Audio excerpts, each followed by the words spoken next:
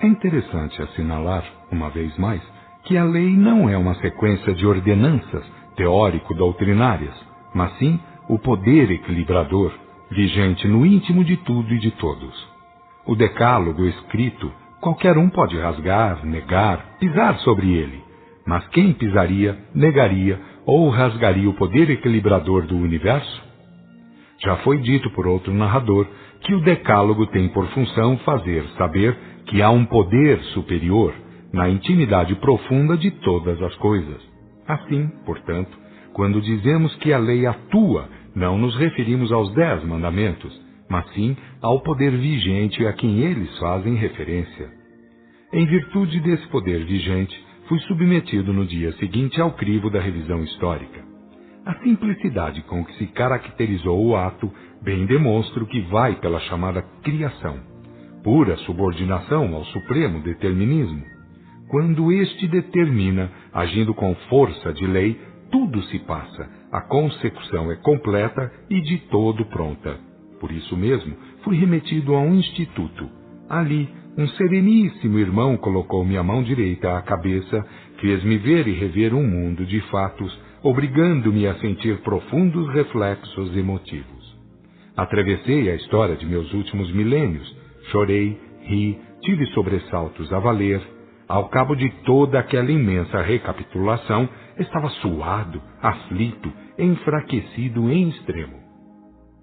Tive grandes vidas, conquistando lauréis nos domínios da arte, da ciência, da política. Nunca fora um bom religioso no sentido correto do termo, pois sempre estivera com os extremos da ação, ora sendo por demais idólatra, ora me entregando francamente ao fanatismo místico.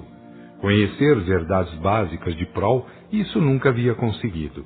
Vivia beirando a crença perfeita, mas sempre caminhando pelos aranzéis do conchavismo humano, dos comércios e das interpretações duvidosas. De par com algumas vantagens, somava agravos de boa monta. Entretanto, era bem armazenado em matéria de experiências. Viver intensamente a vida, fizera tratos a valer com os solavancos da sorte. Depois de sopesar a condição e a situação do presente, dei-me por feliz. Tinha feito aquilo, restava realizar o que quer que fosse. Não estava gravado, embora tivesse falhado na última tentativa. Falhara em parte, pois sempre dera preferência ao culto do espírito. Estavam solvidas certas contas pelo que havia passado, restando escolher bem e realizar a contento o que teria por fazer. Fator preponderante é a vontade. Apesar de ter grandes amigos, fizera sempre o possível de manter a alta liberdade de ação, o direito de alvedrio. Por isso consegui atenuantes e agravos, belas e tristes feituras. Uma prova disso foi o que arranjei na última vida, repelindo as dádivas do mundo espiritual por julgá-las maléficas, sem atender ao dever de melhor análise, de mais acurada atenção. Estava com o budismo integrado em sua feição geral, não queria saber de mais nada. Ele faria tudo quanto a crença poderia fazer, sem espíritos, melhores ou piores. Repeli intensamente, radicalmente. Feita a minha vontade, totalmente minha devia ser a responsabilidade. E quanta gente faz assim? Onde está aquele que cultive a ciência do espírito, francamente, livremente, sem prevenções? Não é certo que a religião dos outros é diabólica, pouco ou muito? E quantos não cometem diabolismos tremendos porque humanos, a bem da melhor intenção religiosa? Já disse alguém, com sobras de razão, que a superstição é o diabo por excelência. Quem acredita na sua forma de crer, pensando que acredita em Deus, ou que é assim que se cultiva a verdade, não é bastante diabólico? A crença humana tem o direito de fazer misérias em nome da fé? Não tem, é claro, mas a história dos credos está inçada de tremendas chacinas e de comensuráveis atos de calúnia. É que a criatura humana, por suas fraquezas, para acreditar em Deus até se faz o pior dos animais, pois é o único que, por razão, transgride a lei.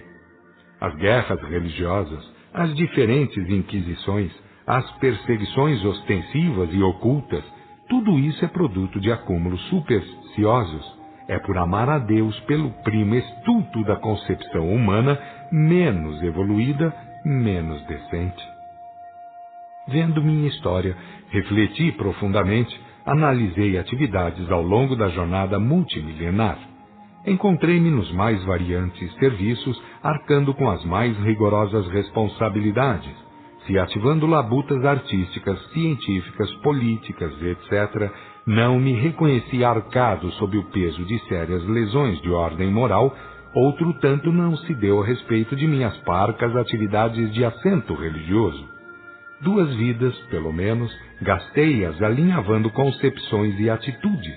Tudo fazia para manter a vida, o mínimo que fosse de recursos materiais, julgando estar fazendo um bom serviço espiritual, supondo alcançar a união com Brahma.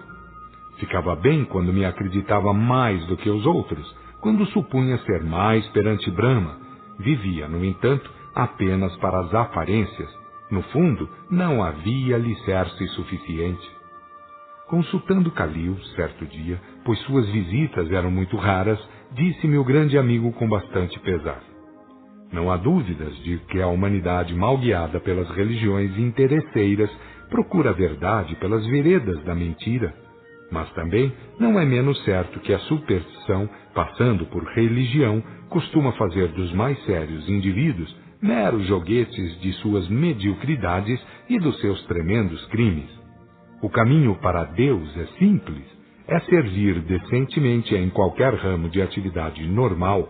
No entanto, lá vem a superstição e com ela o fanatismo e com este o desequilíbrio, fazendo claudicar o caráter do indivíduo, transformando-o num vilão, num bruto, num assassino.